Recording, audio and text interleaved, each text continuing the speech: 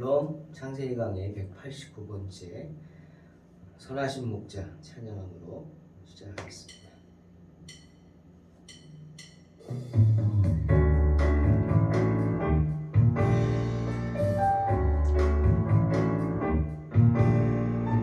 선하신 목자 날 사랑하는 분, 주 인도하는 곳 따라가리.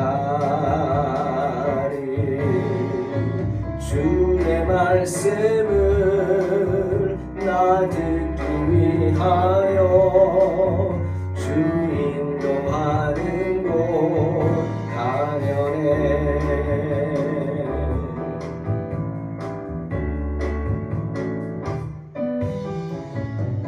선하신 목자 날 사랑하는 분, 주 인도하는 곳 따라가리.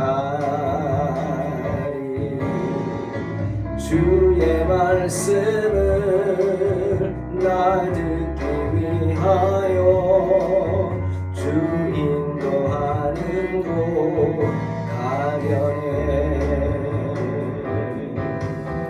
나를 푸른 초장과 쉴만한 물가로 내 선하신 목자 날 인도해. 험한 산과 골짜기로 내가 다닐지라도 내 선하신 목자 날 인도해. 선하신 목자 날 사랑하는 분, 주 인도하는 곳 따라가리. 주의 말씀을 나 듣기 위하여 주 인도하는 곳 가려네. 나를 푸른 초장과 쉴만한 물가로 내 선하신 목자 날 인도해. 험한 산과 골짜기로 내가 다닐지라도 내 선하신 목자 날 인도해.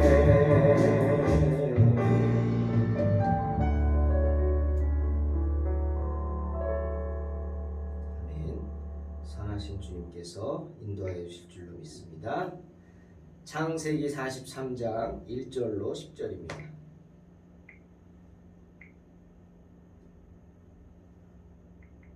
공독합니다.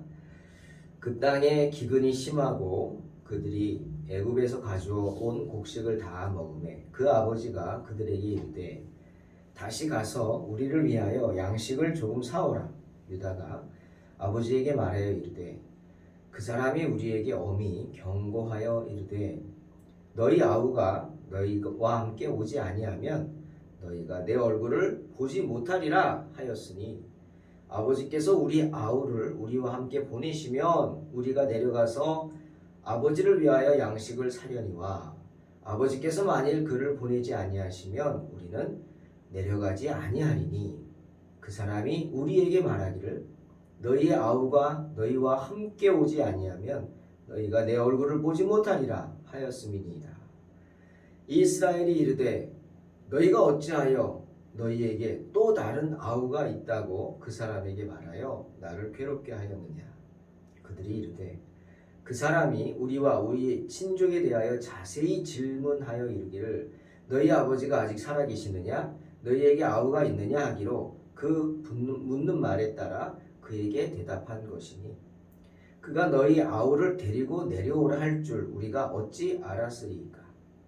유다가 그의 아버지 이스라엘에게 이르되 저 아이를 나와 함께 보내시면 우리가 곧 가리니 그러면 우리와 아버지와 우리 어린 아이들이 다 살고 죽지 아니하리이다. 내가 그를 위하여 담보가 되오리니 아버지께서 내 손에서 그를 찾으소서. 내가 만일 그를 아버지께 데려다가 아버지 앞에 두지 아니하면 내가 영원히 죄를 지리이다.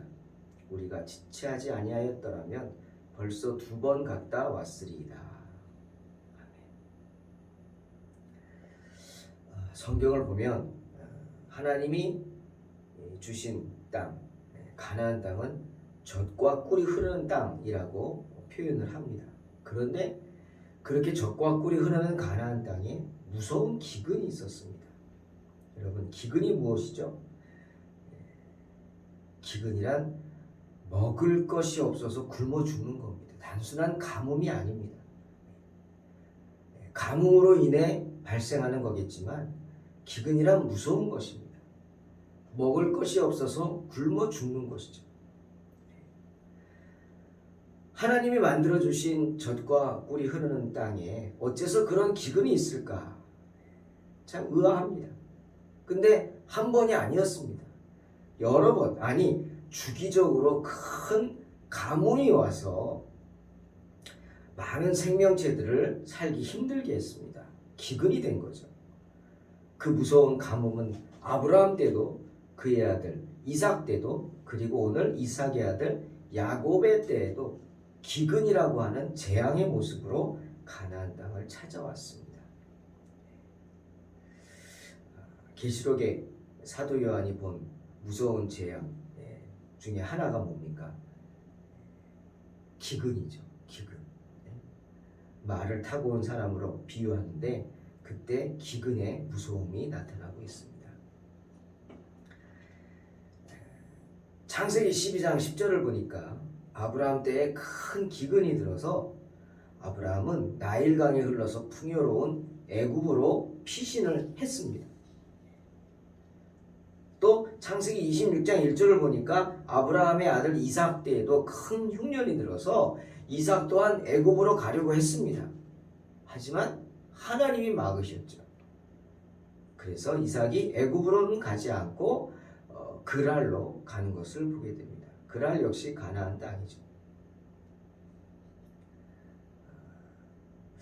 그런데 오늘 야곱은 어떻게? 이제 애굽으로 가도록 프로그램을 짜셨죠. 섭리죠. 애굽으로 갑니다. 이제.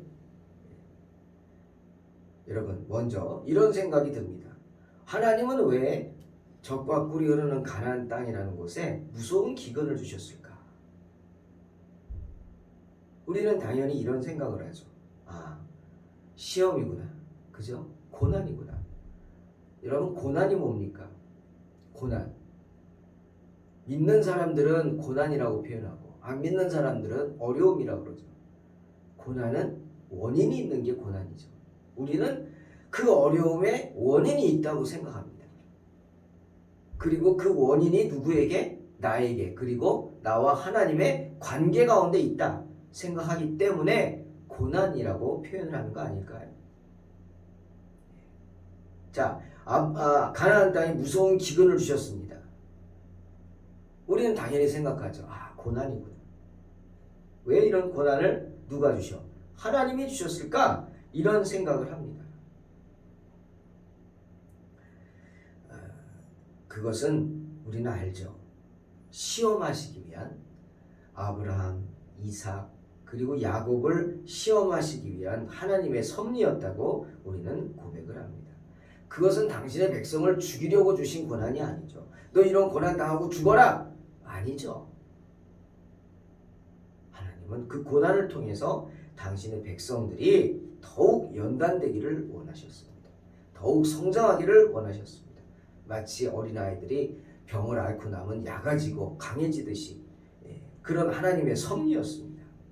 그런데 두 번째, 또 이런 의문이 듭니다. 그럼 왜 아브라함과 야곱은 애굽으로 피난을 가게 하시고 이삭은 왜 애굽으로 가지 못하게 하셨을까? 똑같은 고난 가운데 왜 이삭은 못 가게 하셨지? 그런 생각이 들죠. 왜 아브라함과 야곱이 하고자 하는 일은 막지 않으셨는데 이삭이 하려고 하는 것은 번번이 막으셨을까? 의문이 듭니다. 그런데 여러분, 거기에 하나님의 섭리가 있습니다. 또한 그 가운데 우리는 뭘 알 수 있어요? 초기 족장들 아브라함, 이삭, 야곱의 특징을 알 수 있습니다. 자, 아브라함은요, 매우 높은 신앙의 경지에 도달해 있는 사람이었죠. 그러니 하나님과 깊은 교제를 나누는 사람이었습니다. 하나님은 수시로 아브라함의 장막을 찾아오셨고 아브라함을 데리고 말씀하셨어요. 보여주시고. 때문에 아브라함에게는 별도의 예배 처소가 필요 없을 정도였어요. 어디를 가나 하나님이 함께 하셨죠. 그만큼 아브라함은 신실했다는 겁니다.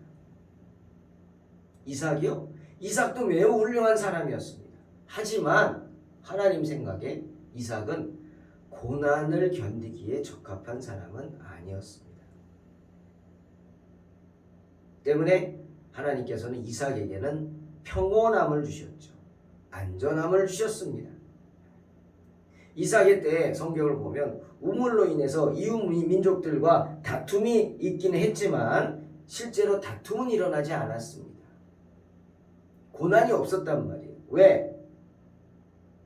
하나님께서 이삭에게 평안함을 주셨기 때문이고 이삭의 성격 또한 온유했기 때문입니다. 여러분 아시죠? 이삭은 번번이 힘들게 우물을 파면 이웃 민족들이 찾아와서 다투고 뺏으려고 했죠. 그러나 다툼이 일어나지 않았다고 해요? 이삭이 싸우질 않았어요. 번번이 달라고 하면은 내줬어요. 참 대단하죠? 매번 우물을 양보합니다. 그게 이삭이었어요. 평화주의자라고 할 수 있죠. 그래서 그런지 하나님은 이삭이 가는 곳마다 우물을 파면 그 파는 곳마다 우물에 물이 샘솟게 하셨어요. 광야에서 이삭이 파면 물이 나오고 또 파면 물이 나왔어요. 놀라운 축복이죠. 그러면 이웃 민족들이 와서 빼앗고 또 빼앗고 그러면 이삭은 또 양보하고 결국 어떻게 됩니까? 르호봇의 우물을 얻죠. 이게 무슨 뜻이에요? 넓다는 뜻인데 더 이상 다투지 않아서 르호봇이라 지었다 했는데 그게 무슨 뜻인지 아십니까? 이웃 민족들이 주변국 사람들이 이삭의 그런 모습을 보고 감동을 받은 거겠죠.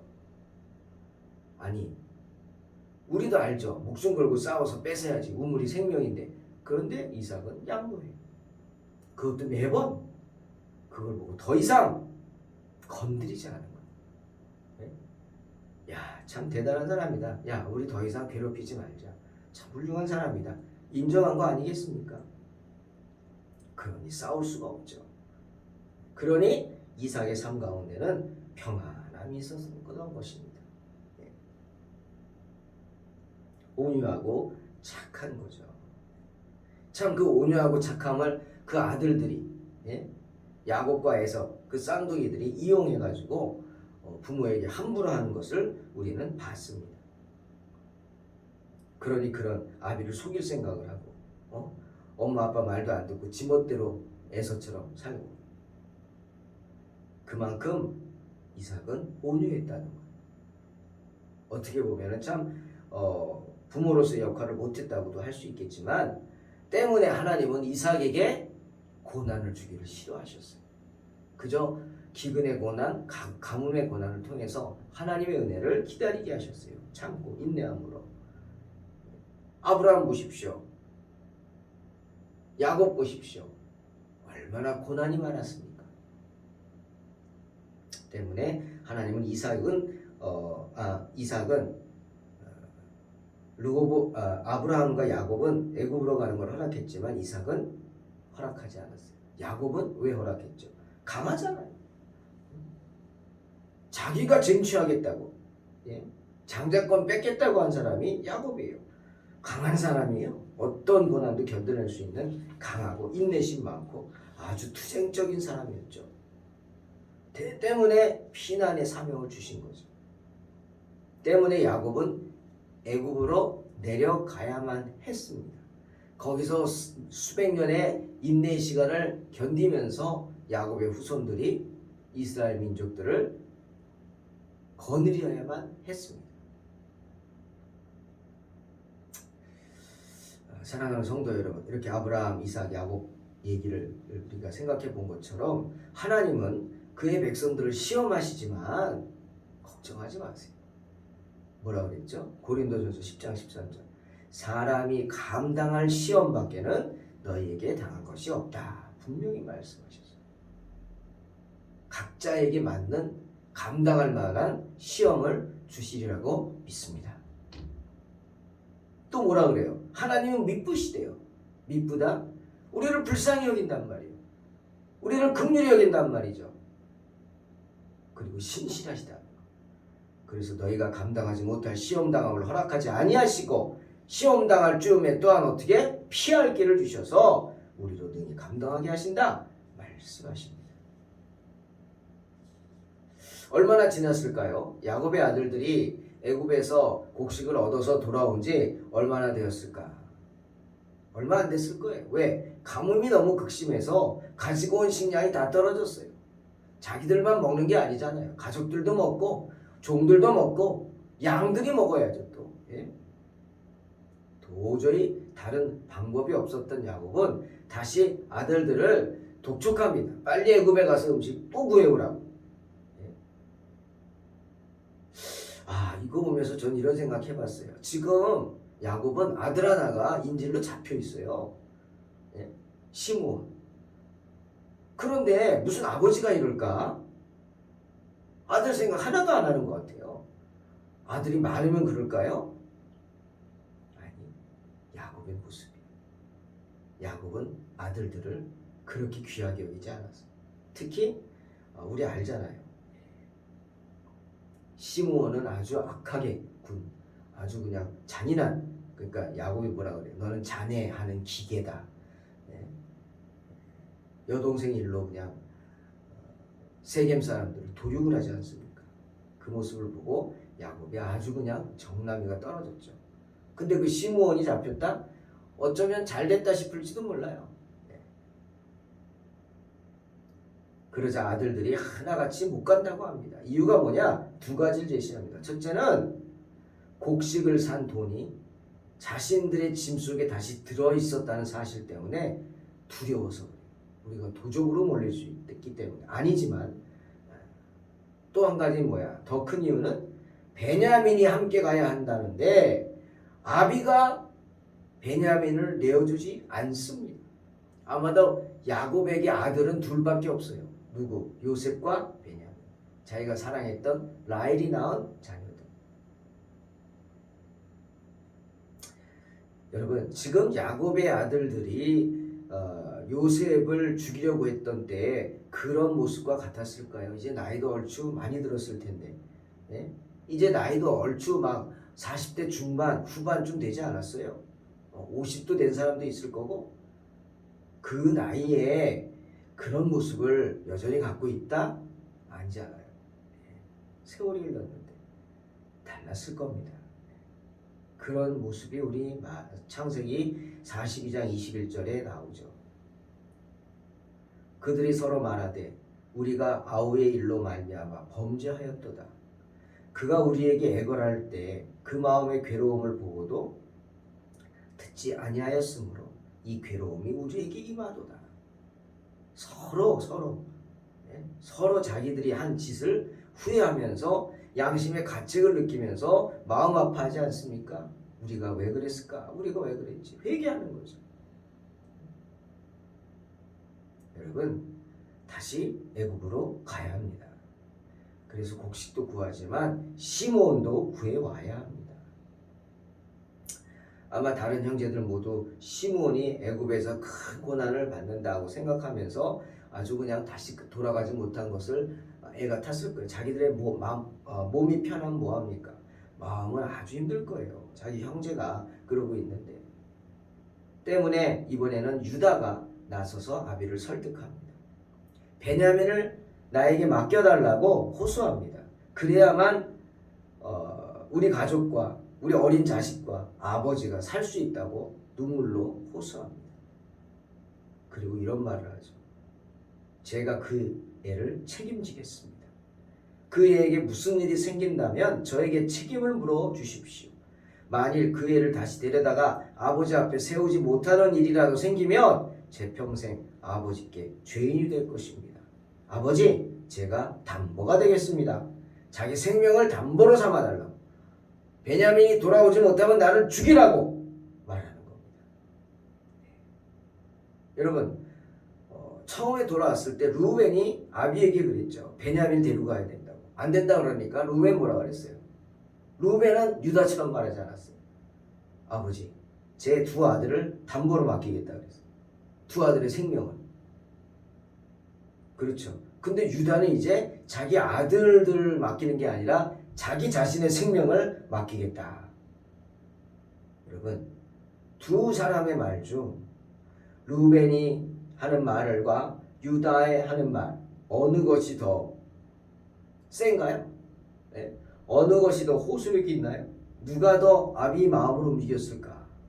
네? 한번 생각해 보시기 바랍니다. 9절에 내가 그를 위하여 담보가 되겠습니다. 유다는 동생 요셉을 종으로 팔아버린 것을 크게 뉘우쳤던 것입니다. 때문에 아비에게 자기가 담보가 되고 절대로 내가 베냐민은 지켜주겠다. 요셉의 친동생인 베냐민 지켜주겠다고 약속을 하는 겁니다. 그래서 자기가 요셉에게 저지른 죄에 대한 어떤 일부의 보상이라도 하고 싶은 그런 마음일 것입니다. 유다는 그렇게 말하면서 아비를 재촉합니다. 우리가 지체하지 아니하였더라면 벌써 2번 갔다 왔으리다. 사랑하는 성도 여러분, 아비 야곱은 과연 누구의 말을 들어주었을까요? 루벤의 말에 감동을 받았을까요? 아니면 유다의 말에 감동을 받았을까요? 그래서 요셉의 동생 베냐민을 루벤에게 맡겼을까요? 유다에게 맡겼을까요? 다음 시간에 한번 생각해 보겠습니다. 마태복음 25장 23절 그 주인이 이르되 잘하였도다 착하고 충성된 종아 내가 적은 일에 충성하였음에 내가 많은 것을 내게 맡기니 내 주인의 즐거움에 참여할지어다. 하나님은 신실한 사람에게 당신의 사역을 맡겨주십니다. 작은 일이라 할지라도 자신에게 맡겨진 일을 신실하게 충성스럽게 감당하는 사람에게 하나님의 일을 맡겨주십니다. 언제나 이렇게 충성스러운 주의 종들 되시기를 주의 이름으로 축원합니다. 기도하겠습니다. 하나님 감사합니다. 오늘도 주님 앞에 나와 말씀을 듣고 힘을 얻습니다. 주님, 우리 연약함을 용서해 주시고 항상 하나님의 은혜를 떠나지 않도록 인도하여 주시옵소서. 하나님의 귀하신 은혜 가운데 거하게 하시고 하나님의 귀한 말씀을 사모할 수 있게 축복하여 주시옵소서. 언제나 신실함으로 주님을 대하게 하시고 주님의 손길을 선하신 목자 되신 주님의 손길을 늘 느끼며 감사하는 복된 성도들 되게 하여 주시옵소서. 예수님의 이름으로 기도하옵나이다. 아멘. 믿음으로 승리하시기 바랍니다.